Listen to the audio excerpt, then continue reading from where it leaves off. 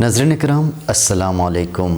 आज की वीडियो में हम अदब और असनाफ़ अदब के हवाले से बात करेंगे। जैसा कि हम जानते हैं कि अदब अगर लुग़वी मानों की बात की जाए या आम अल्फाज में अगर इसको देखें तो एहतराम के लिए या तहज़ीब के लिए, अखलाक के लिए इस्तेमाल ये लफ्ज़ होता है। लेकिन इस्तिलाह की हम बात करें तो अदब, जिसे अंग्रेज़ी में लिटरेचर कहा जाता है, अपने ख़यालात का मुतासिरकुन अंदाज़ में इज़हार को कहा जाता है। और मुख्तलिफ़ जो मुसन्निफ़ीन है या माहिरीन है या मुहक्किकीन है, वो मुख्तलिफ़ तरीक़ों से अदब की तारीफ़ करते हैं।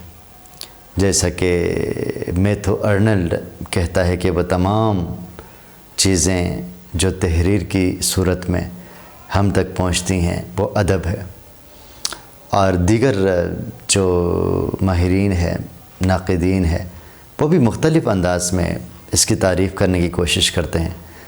लेकिन ये नहीं कहा जा सकता कि इसको जो है ना मुकम्मल हम कह सकें कि एक जामे तारीफ़ इसकी की जाए, क्योंकि अगर हम ये कहें कि वो तमाम चीज़ें या वो तमाम बातें जो तहरीर की सूरत में हम तक पहुँचें या वो तमाम किताबें जो लिखी गई हैं वो अदब कहलाएंगी, तो ये तारीफ़ इसलिए गलत हो जाती है कि फिर तो वो जो पहले ज़माने में जो हम कह सकते हैं लोक कहानियाँ थी या लोक गीत थे जो सीना बसीना आगे बढ़ते थे, जो तहरीरी शक्ल में नहीं थे, तो फिर हम उसको किस कैटेगरी में रखेंगे, किस दर्जे में रखेंगे? क्या हम उसको, उन गीतों को, उन कहानियों को अदब के हुदूद से बाहर कर देंगे? इसलिए ये तारीफ़ भी इसकी मुकम्मल जामे नहीं है। और जो तारीफ़ जिसको मैं कहता हूँ कि इसको हम अदब के लिए मखसूस कर सकते हैं, मेरे ख़्याल में जो तारीफ़ अदब के लिए एक परफेक्ट होगी या मुकम्मल होगी वो ये है कि अपने ख़यालात, जज्बात और एहसासात का मुतासिरकुन अंदाज़ में इज़हार अदब कहलाता है। यानी इसमें तहरीरें भी आ जाती हैं, इसमें जो लोक गीत हैं वो भी आ जाते हैं, लोक कहानियाँ भी आ जाती हैं। तो अपने ख़यालात का ऐसे अंदाज़ में इज़हार करना जो दूसरों को अपनी तरफ अट्रैक्ट करे, अपनी तरफ खींचे। इस तरह आम बातचीत जब हम करते हैं, ज़ाहिर है उसमें इतना मुतासिर करने की ताकत नहीं होती। अगर आप किसी की एक बात एक दफ़ा सुन लें, दूसरी दफ़ा सुन लें, तीसरी दफ़ा सुन लें, फिर इंसान बोर हो जाता है और यहाँ तक कि उसे गुस्सा आ जाता है कि यार ये बात बार बार की जा रही है या ये बात बार बार मुझे सुनाई जा रही है। लेकिन अदब की हम बात करें, मिसाल के तौर पर ख़ूबसूरत सा शेर है या एक ख़ूबसूरत सा गीत है, उसको हम बार बार सुनते हैं, तो वो हमेशा हर दफ़ा वो हमें अच्छा लगता है। यही अदब की ख़ासियत है, यही अदब की खूबी है कि जितना आप उसे पढ़ें, जितना सुनें, वो आपको हमेशा अच्छा ही लगेगा। तो यूँ इसकी तारीफ़ हो गई कि अपने ख़यालात और जज्बात, एहसासात का मुतासिरकुन अंदाज़ में इज़हार, इसको हम अदब कहलाएंगे।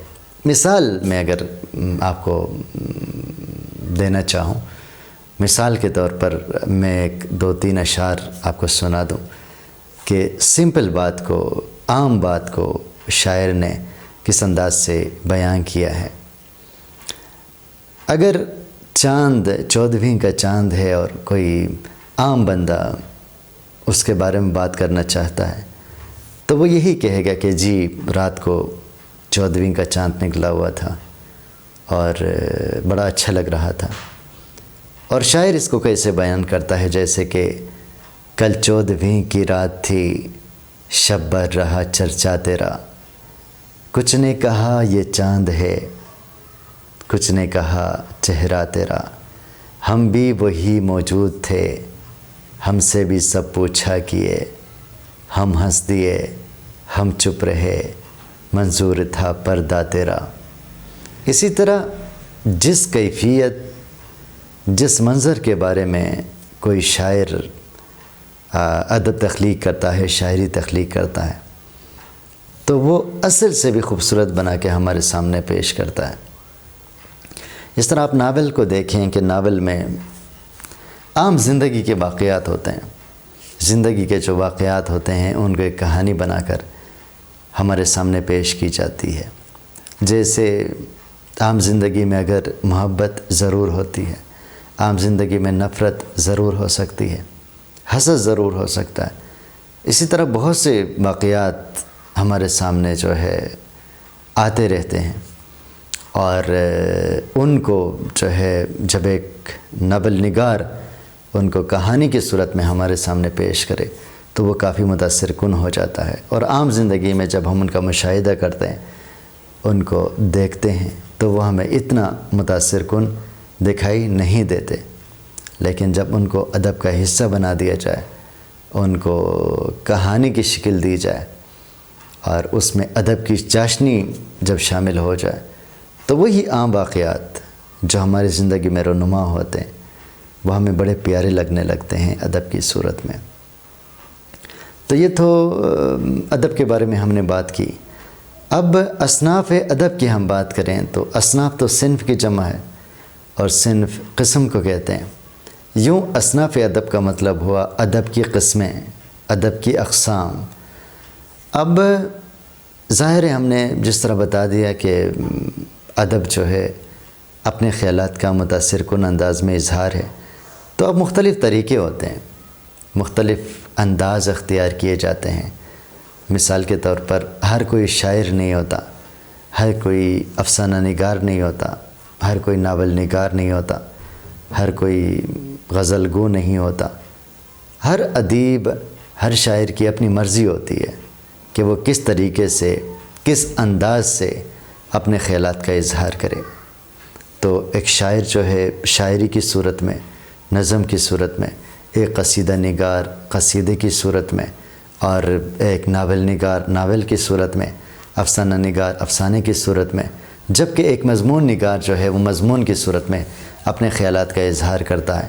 تو یہ مختلف صورتیں جو ہیں یہ اصناف ادب کہلاتے ہیں اور ادب کی اقسام کہلاتی ہیں۔ اور اصناف ادب کی ہم بات کریں تو اس کو دو بڑی اقسام میں تقسیم کی گئی ہے، ایک اصناف نثر اور دوسرا اصناف نظم۔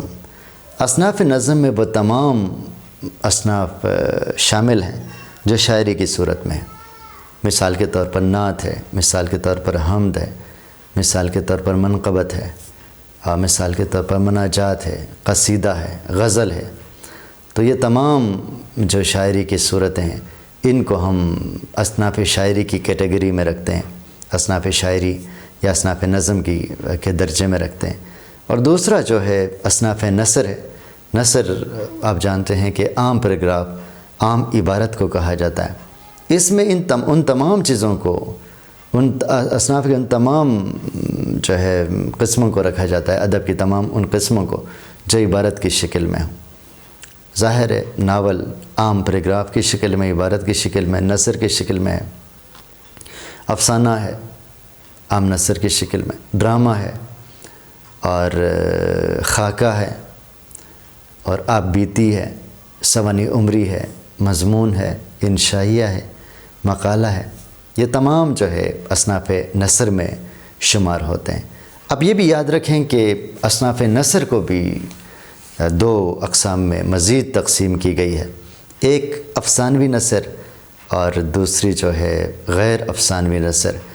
افسانوی نثر میں وہ اصناف شامل ہیں جو کہانی کی شکل میں ہیں، جیسے ناولٹ، داستان، افسانہ، ڈرامہ، افسانچہ۔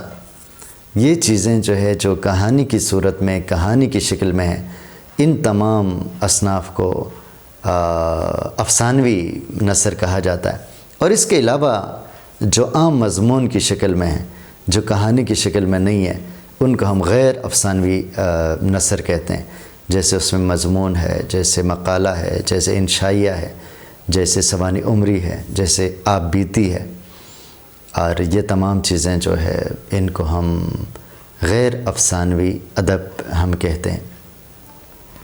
تو یہ تھی آج کی ہماری ویڈیو، جس میں ہم نے تھوڑا سا ادب کے بارے میں بات کی اور اصناف ادب کے حوالے سے بات کی۔ انشاءاللہ اگلی ویڈیو میں کوشش کروں گا کہ جو اصناف ادب کی جو اقسام ہیں، نثری اقسام اور اصناف نظم اور اصناف نثر، ان دونوں کا میں مختصر سا تعارف آپ کی سماعتوں کی نظر کروں۔ تو بہت شکریہ، اللہ حافظ۔